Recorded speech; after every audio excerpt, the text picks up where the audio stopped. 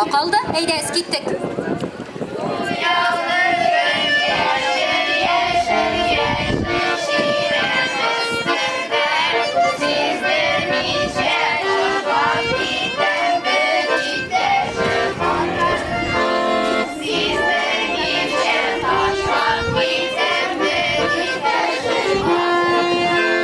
Aha, tashladılar qo'yovliqni.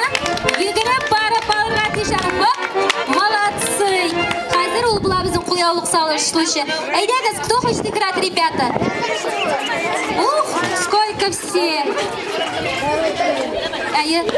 Шотлык bizning жырлый, шотлык turkumi bolalari. Тоже приехали хурада. Молодцы. Ой, у нас круг большой будет, ребят. Давайте пошире сделаем тогда. Все хотят играть, все хотят участвовать. Мында жырны ұзағырақ жырлаймыз бұлайды. Кругымыз бик зор болды. Много болды, много. Бик зор болды. Ладно, давайте. Кеттік, қызлар жырлаймыз.